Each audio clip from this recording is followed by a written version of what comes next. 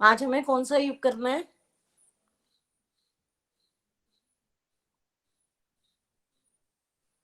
पीछे हमने कौन सा युग किया है?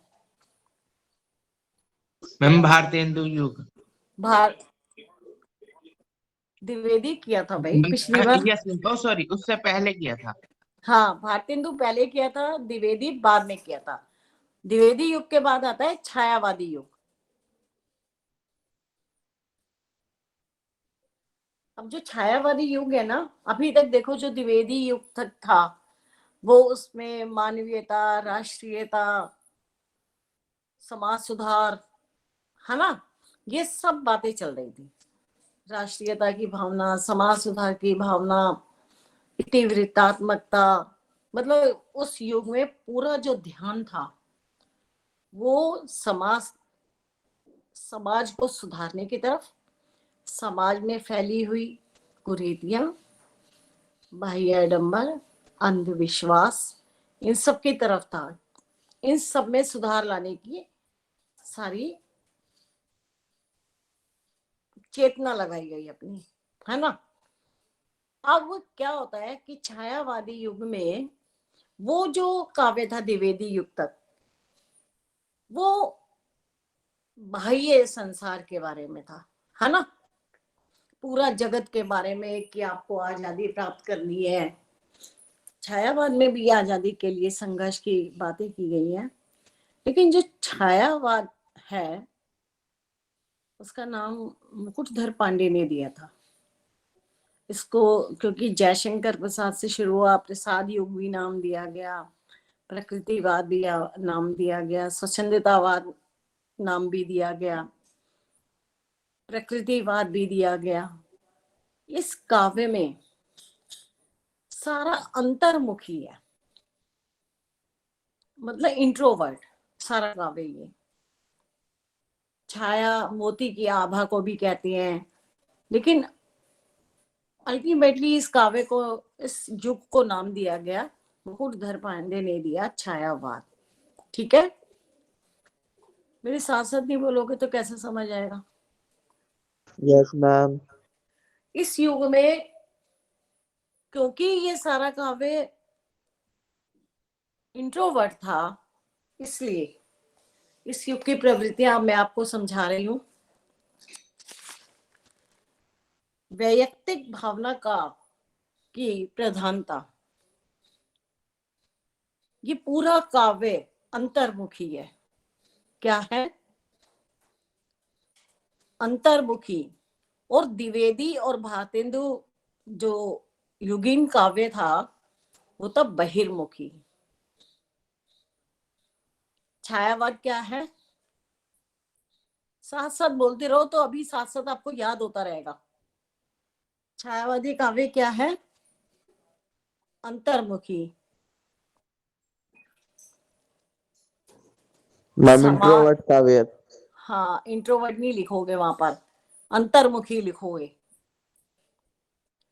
आ, आधा ना, ता, माँ में छोटे ऊ की मात्रा और ऊपर रा, खा और बड़े की मात्रा, अंतर्मुखी।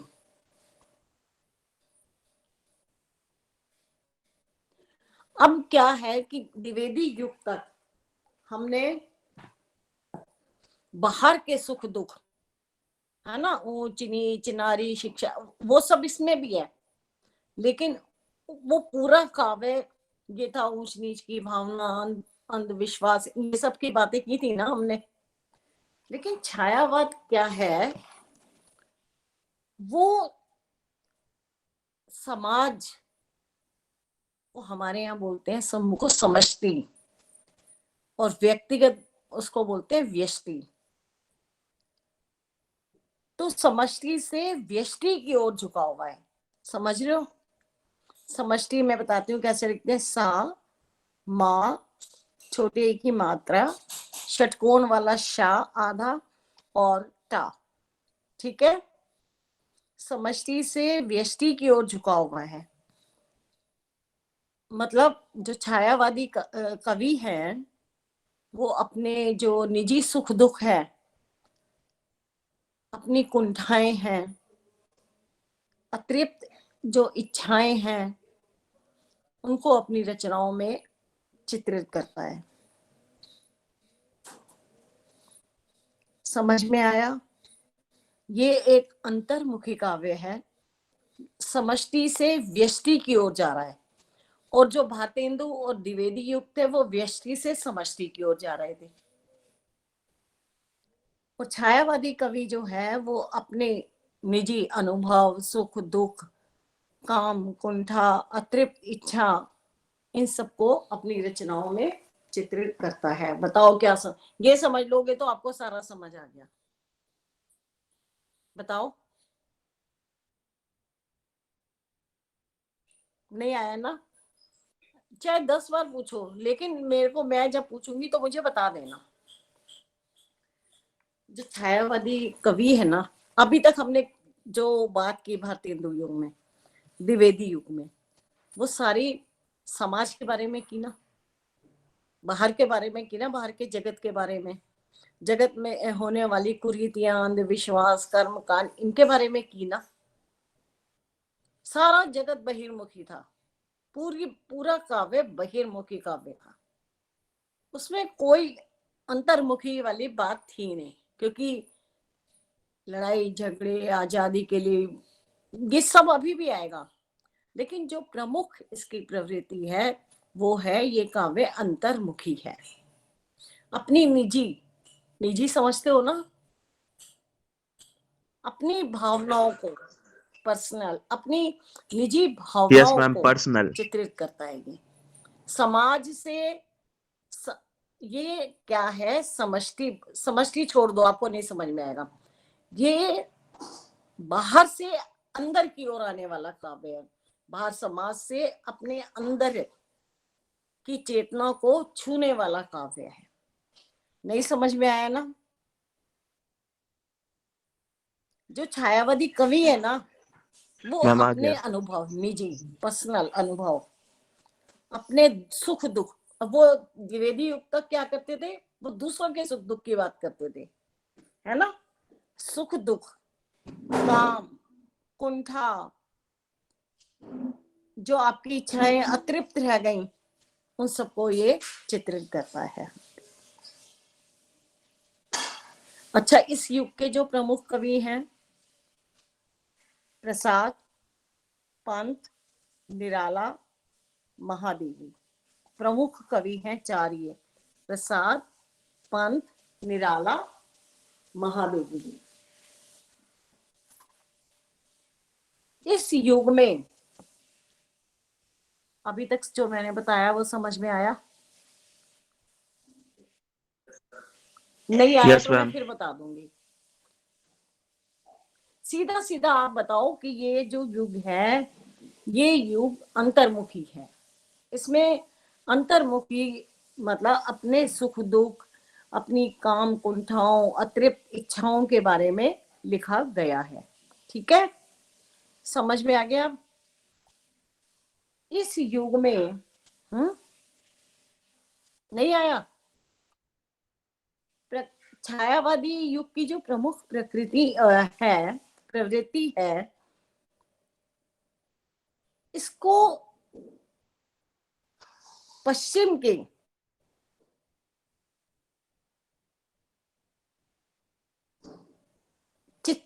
मानवीयकरण से, रोमांटिसिज्म, स्वच्छंदतावाद को समझने की लोगों ने गलतफहमी कर दी कि ये स्वच्छंद काव्य है, इसमें जो मन में आया वो लिखा गया। स्वच्छंद जो व्यक्ति होता है, जैसे बाहर के देशों में है, उसमें क्या है, आप कुछ भी करने के लिए स्वच्छंद हो, आपको कोई रोक टोक ही नहीं है। हमारे यहाँ तो बहुत सारी रोक टोक है, वहां कोई रोक टोक नहीं है। सब एक दूसरे को खुले में आलिंगन ले रहे हैं, खुले आम वहां पर शराब पी रहे हैं, मौज मस्ती कर रहे हैं, होता है ना ये वहां पर। तो इस काव्य को स्वच्छंदतावाद भी कहा गया, मगर ये वास्तव में स्वच्छंदतावाद नहीं है। समझ में आया? आप बोलते नहीं हो ना, सबसे बड़ी प्रॉब्लम ये है। क्योंकि जो हमारा भारतीय प्राकृतिक सौंदर्य है और पश्चिमी भारतीय प्राकृतिक सौंदर्य से बिल्कुल अलग है। देखो हमारे यहाँ कितनी ऋतुएं आती हैं, 6 ऋतु आती है ना, तो उनके यहाँ तो नहीं आती। उनके यहाँ तो सर्दी होती है तो सर्दी चलती रहती है। भारतीय जो प्राकृतिक सौंदर्य है वो पश्चिमी प्राकृतिक सौंदर्य से अलग है। दूसरा अंतर यह भी है कि पश्चिमी रोमांटिक कवियों ने प्रकृति को क्या माना है? पथ प्रदर्शक, संरक्षक और शिक्षक के रूप में स्वीकार किया है। पश्चिमी जो कवि हैं वो प्रकृति को किस रूप में स्वीकार करते हैं, बताइए?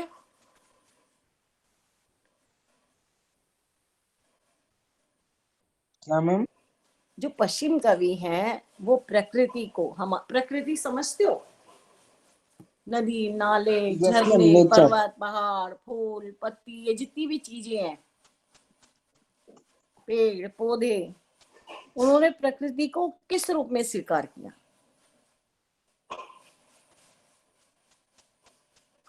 उन्होंने कहा जो प्रकृति है वो हमारा मार्गदर्शक करने वाली है, ठीक है, हमारी रक्षा करने वाली है और हमारी बहुत बड़ी शिक्षक है। समझ में आया? Yes ma'am. मतलब जो प्रकृति है वो हमें संदेश देती है। कैसे संदेश देती है? हमारा मार्गदर्शन करती है, हमारे शिक्षक के रूप में हमें समझाती है और हमारा संरक्षण भी करती है। और भारतीय कवियों ने किस रूप में स्वीकार किया? उन्होंने कहा कि जो भारतीय छायावादी कवि हैं, जो प्रकृति है वो प्रकृति को उन्होंने प्रेमिका के रूप में चित्रित किया। अब भारत और पश्चिम, बताओ इन्होंने प्रकृति को कैसे देखा, नेचर को? पश्चिम में किस रूप में देखा, बताओ? मार्गदर्शक के तौर पे। मार्गदर्शक, शिक्षक, संरक्षक, जो भाई हमारा संरक्षण करती है, पालन पोषण, ये सब। और भारत में प्रेमिका के रूप में।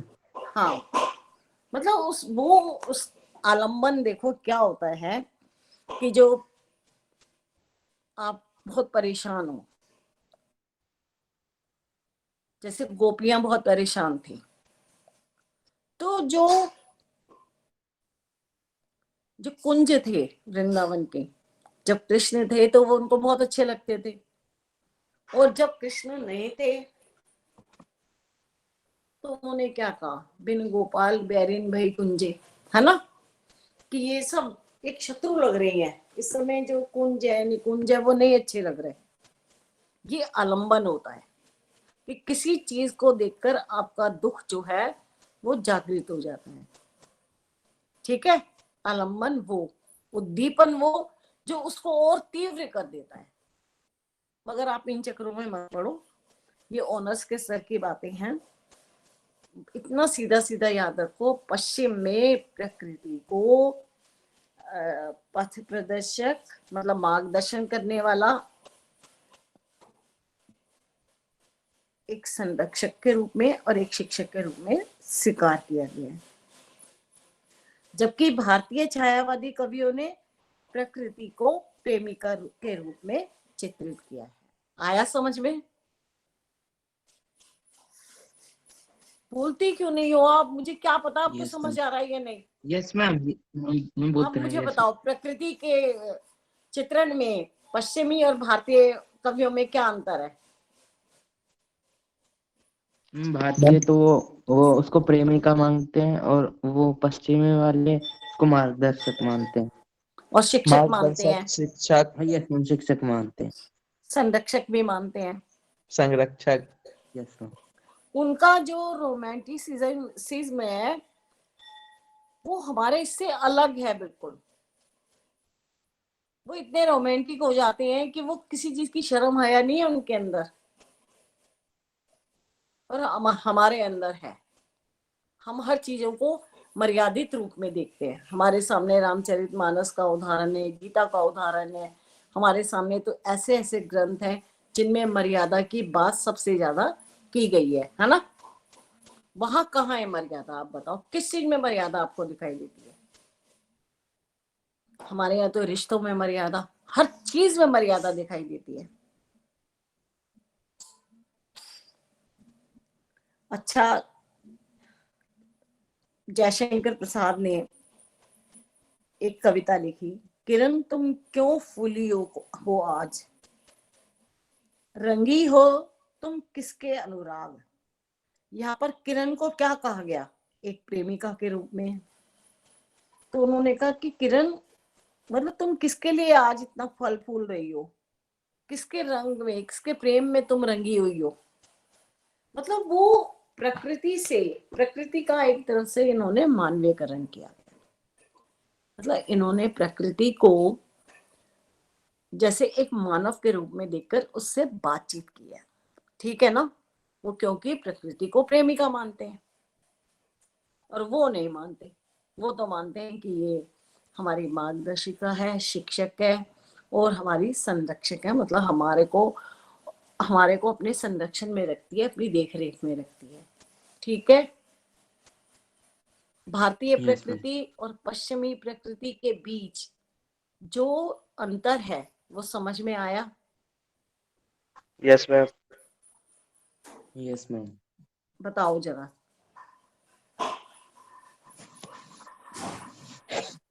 चलते हैं, ठीक है, मैं बताता हूँ।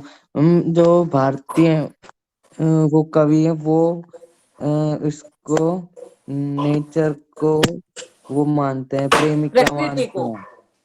हाँ सॉरी, हाँ, प्रकृति को वो नेचर को प्रेमिका मानते हैं, और जो वो, अरे क्या बोलते हैं मैम वो जो पश्चिमी है उसे पश्चिमी मार्गदर्शक वाले वो उन्हें शिक्षक। मार्गदर्शक मानते हैं, मर्यादित नजर से देखते हैं, नहीं, और मर्यादित उन्हें, वो तो बिल्कुल मर्यादित नहीं है पश्चिम में तो। हाँ सॉरी, भारत वाले नंगे देखते हैं। फूंगे घूमते हैं, वो और मैं, मर्यादित हैं? क्या? नग्न रहते हैं बिल्कुल, कपड़े कैसे पहनते हैं, वो शर्म आ जाए देख कर सामने वाले को भी। जो भारतीय, जो पश्चिम वाले हैं वो मार्गदर्शक के रूप में मानते हैं, शिक्षक के रूप में मानते हैं, शिक्षक के रूप में, और एक संरक्षक के, संरक्षक। क्योंकि वे हम प्रकृति जो है हमारी देखरेख करती है। दूसरा, हमारे यहाँ उसको एक मानवीय रूप में देखा गया है, समझ गए? कि जैसे प्रकृति बिल्कुल मानवीय है, मानवीय मतलब समझ गए, मानव जैसी मानव है। जैसे। हाँ, ये भेद समझ में आ गया तो सारा समझ में आ गया कि कौन है ये। बदतमीजी होती है ये बिल्कुल। अच्छा, यहाँ जो लिखा है इन्होंने, किरण तुम क्यों फूली हो आज, किरण कौन है? मैम सूरज। नहीं, किरण को उन्होंने, मैंने कहा ना, मानवीय रूप में देखा है। प्रकृति, प्रकृति तो है, प्रेमिका मैम के रूप रोशनी। में कहा। वो कैसे संबोधित कर रहे हैं, किरण तुम क्यों फूली हो आज, मतलब तुम क्यों फूल रही हो, जैसे किसी एक प्रेमिका से नहीं कहते तुम मैम आज रूट इतनी के ही है प्रसन्न। वो। हाँ, मतलब इतनी प्रसन्न क्यों हो। इन्होंने प्रकृति को बहुत सुंदर, सौम्य, जो वो एक प्रेमिका के गुण होते हैं, एक स्त्री के गुण होते हैं, सुंदर, सौम्य, शांत, इन रूपों में उन्होंने प्रकृति को चित्रित किया है। पंत ने भी ऐसे ही किया है, ठीक है। जयशंकर प्रसाद ने कामायनी लिखी, कामायनी में भी उन्होंने ऐसे ही एक कोमल चित्रण किया। प्रलय आई है, प्रलय में सब कुछ खत्म हो गया है, एक पहाड़ की ऊंची चोटी पर बैठे हुए एक पुरुष, जो मनु बचे थे प्रलय के बाद, केवल एक पुरुष बचे थे, वो थे मनु। फिर उनके पुत्र हुआ मानव, जिसकी आज हम सब संतान है मानव की। मनु एक पुत्र, जब सृष्टि में प्रलय आई, प्रलय आने के बाद केवल दीदी वो जल्दी मनु बचे। मनु की जो संतान है वो मानव है, उनके पुत्र हुआ मानव। क्या कर रहा है क्लास के अंदर? और मानव जो है उसी की हम सब संतान हैं, मानव की हम सब संतान हैं।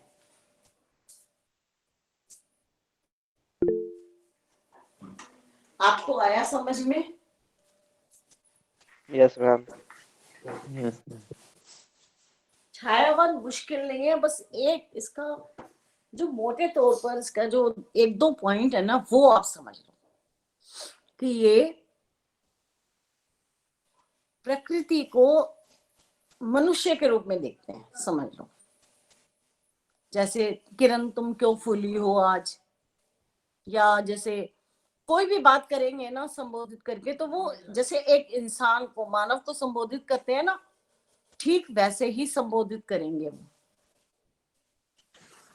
छायावादी कवि जो हैं वो बिल्कुल मनुष्य के रूप में उसे संबोधित करेंगे।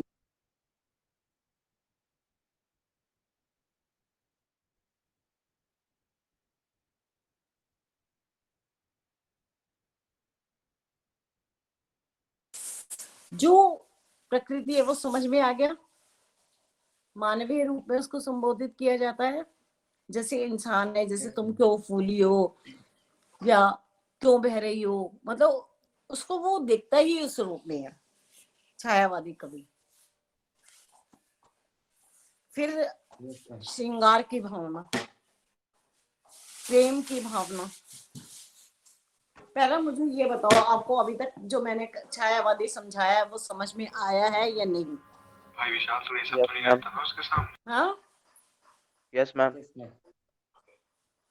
प्रकृति को किस रूप में देखा इन्होंने? प्रेमिका। हाँ, मतलब एक मनुष्य के रूप में जीते जागते मनुष्य के रूप में देखा है। अच्छा, जो इनकी प्रेम भावना है उसमें श्रृंगार रस प्रमुख है। जो उन्होंने प्रणय भावना की बात की, मानसिक अवस्थाओं का बड़ा सुंदर इन्होंने चित्रण किया। नायक नायिका के माध्यम से उन्होंने जो प्रेम की अनुभूति है उसको बहुत सुंदर ढंग से इन्होंने चित्रित किया। प्रेम भावना को के अंदर इन्होंने नायक नायिका की जो श्रृंगार भावना है, श्रृंगार की अभिव्यक्ति है, प्रेम की अभिव्यक्ति है, उसको बहुत सुंदर ढंग से चित्रित किया। जो छायावादी कवि हैं वो ज्यादातर महान प्रेम को सबसे अच्छा मानते हैं और इनकी श्रृंगार भावना इनके काव्य में सबसे अधिक मिलती है।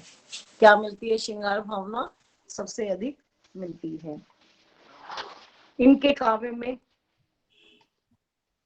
दार्शनिकता मिलती है। पश्चिम के दार्शनिक भावों से प्रभावित होकर इन्होंने हमारे जो अद्वैतवादी थे कवि, दार्शनिक शंकराचार्य, उन्होंने अद्वैत की कोई हमारे बीच में आत्मा और परमात्मा के बीच में दो नहीं है, वो दोनों एक ही है। शंकराचार्य ने ये कहा। तो इन्होंने जो क्या भाई? आपको समझ नहीं आ रहा ना आज? मैम आ रहा है। ऐसे मत बोलना। देखो छायावादी बहुत इम्पोर्टेंट, छायावाद बहुत इम्पोर्टेंट है। ये हर बार आता है छायावाद। मैम आ गया। इस काव्य में भी सबसे ज्यादा नारी के गौरव की बात की गई है। नारी के गौरव की बात भारतेंदु युग और द्विवेदी युग में नहीं की गई थी?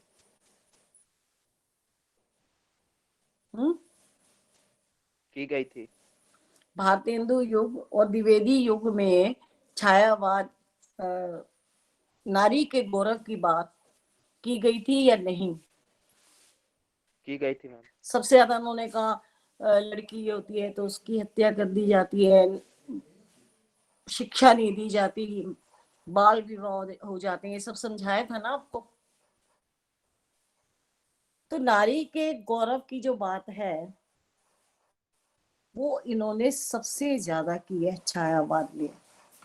जयशंकर प्रसाद ने जैसे कहा, नारी तुम केवल श्रद्धा हो,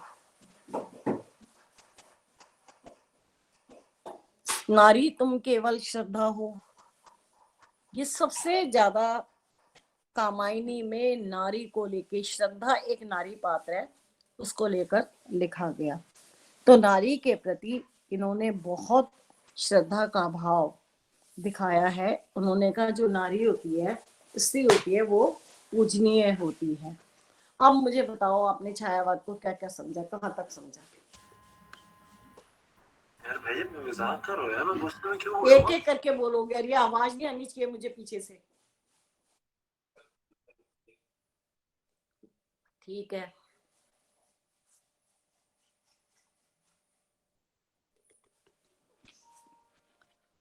बस यही एक प्रवृत्ति ले दोगे कि वो अंतर्मुखी है, अपने अंदर के सुख दुख और काम कुंठा ये सब की बातें की है उन्होंने।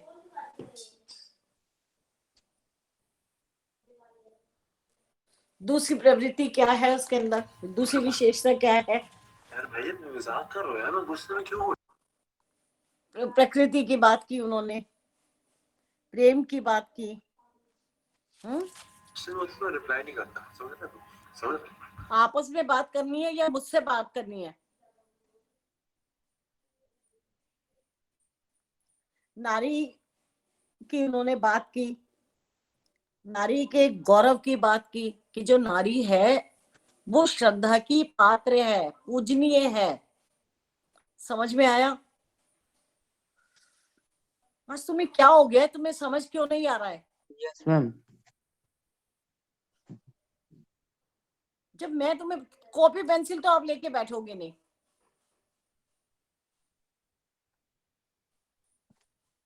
नारी के गौरव की बात की, नारी को कहा कि ये श्रद्धा की पात्र है, अपमानित होने के लिए पैदा नहीं हुई है। श्रद्धा, नारी तुम केवल श्रद्धा हो, केवल श्रद्धा हो तुम। तुम्हारे साथ कोई भी अत्याचार होता है, गुनाह होता है, पाप होता है, तुम्हारे साथ भेदभाव होता है, वो सब गलत है। समझ में आ गया? अब नहीं यस आ मैम। रहा अभी भी? Yes ma'am. बस एक तुम्हें समझ में आया है ऋतिक, बाकी किसी को नहीं आया? यस मैम आ गया समझ। ने तो देता खतरी भाई। ये देखो,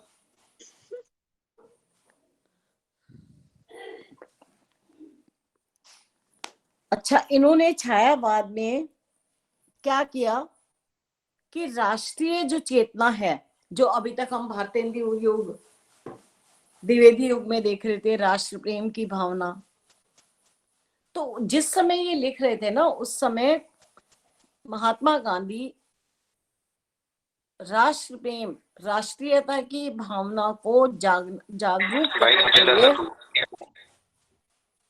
सहयोग आंदोलन उन्होंने शुरू किया हुआ था। तो उसके कारण जो राष्ट्रीय और सांस्कृतिक,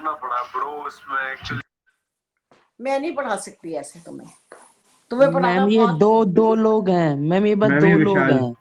ये ऐसे नहीं पढ़ाया जाता। इतिहास जो होता है वो बहुत सरल नहीं होता। इतिहास में जो हुआ है वही बताया जाता है।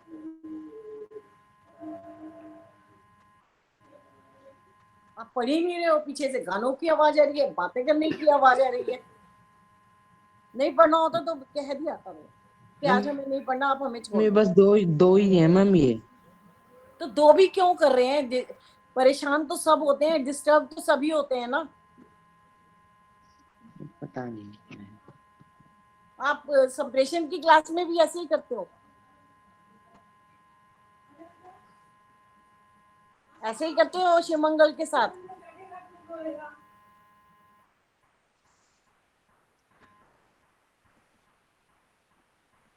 मैंने आपको पहले ही कहा कि देखो मुझे अभी एक क्लास अभी अभी मिली है, मुझे उसके लिए 15 मिनट चाहिए होते हैं पहले, वो लंबी चलती है क्लास।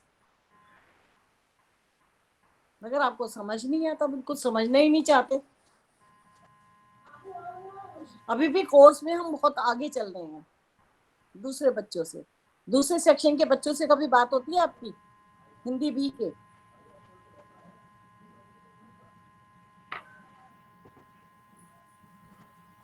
नहीं होती।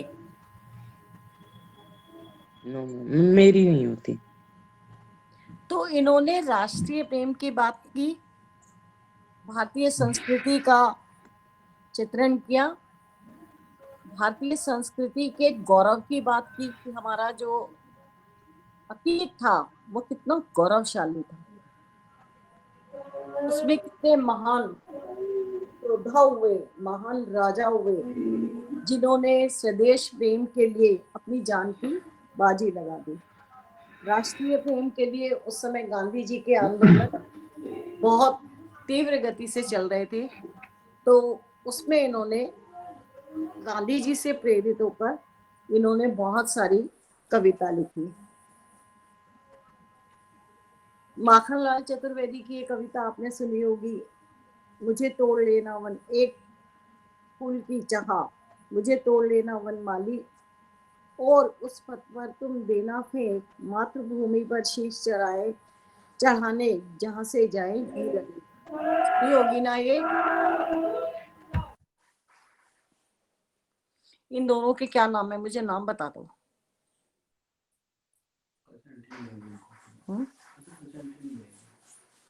कल से मैं इनको एंट्री नहीं दूंगी, पहले तो मुझे ये बता दो ये कौन है दोनों।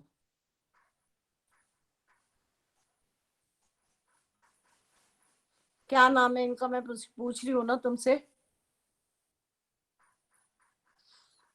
कुशाग? Yes ma'am. इनकी दोनों जो शैतानियां कर रहे हैं ये कौन है?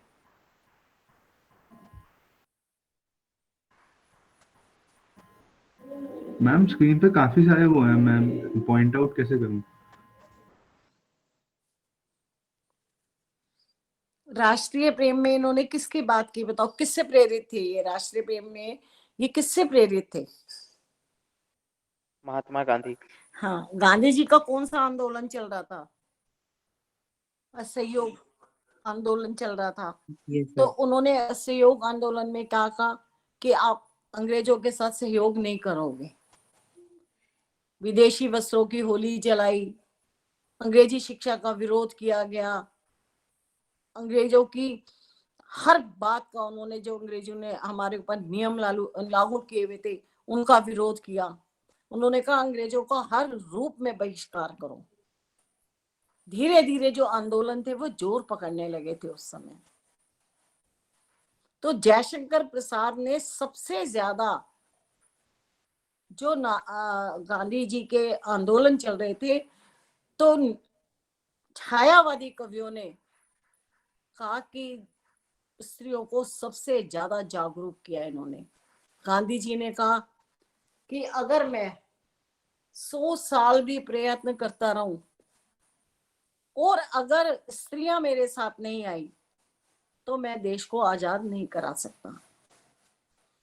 तो फिर इन्होंने नाटक लिखे जयशंकर प्रसाद ने, और जो उसमें नारी पात्र थे ना, उन सबको इन्होंने राष्ट्र प्रेम के रूप में, राष्ट्र प्रेमिका के रूप में इन्होंने वहां पर उनको चित्रित किया। जैसे चंद्रगुप्त में एक काल्पनिक पात्र है अलका, वो घर से बाहर निकल जाती है, आंदोलन, सब स्त्रियां उसके पीछे पीछे निकल पड़ती हैं। मतलब उन्होंने दिखाया कि नारी को उन्होंने कितना जागरूक कर दिया है। नारी अब कितनी जागरूक हो गई है कि वो घर की चार दीवारी से बाहर निकल गई है। किस लिए बाहर निकल गई है? कि जो गांधी जी के आंदोलन चल रहे थे, जो राष्ट्र की स्वाधीनता के लिए आंदोलन चल रहे थे, उसमें भाग लेने के लिए उन्होंने कहा घर में मत बैठो, घर की चार दीवारी में मत बैठो, बाहर निकलो और लोगों को जगाओ कि हमें आजादी प्राप्त करनी है। समझ में आया? Yes ma'am. तो इन्होंने जो राष्ट्र प्रेम की भावना की, उसमें उन्होंने नारी को एक सबसे ज्यादा एक सिपाही के रूप में प्रस्तुत किया। चाहे वो प्रसाद हो, महादेवी हो, पंत हो, निराला हो। माखनलाल चतुर्वेदी ने कविता लिखी राष्ट्र प्रेम से प्रेरित होकर, एक फूल की चाह, मुझे तो लेना वनमाली, उस पथ पर तुम देना फेंक, मातृभूमि पर शीश चढ़ाने, जिस पथ जाए अनेक। आ गया। फिर इन्होंने काव्य में, अपने छायावादी काव्य में इन्होंने वेदना की, पीड़ा की और करुणा की अभिव्यक्ति की। ऐसे करना, कल से ना, कल तो नहीं है क्लास, मंडे को आप कॉपी पेंसिल लेके बैठना। Yes ma'am. आपके पास इतिहास की कोई किताब है? फिर कैसे करोगे वहां पर? इतिहास का पेपर आएगा जब, ये इसका पेपर आएगा हिंदी का, मतलब समझा नहीं।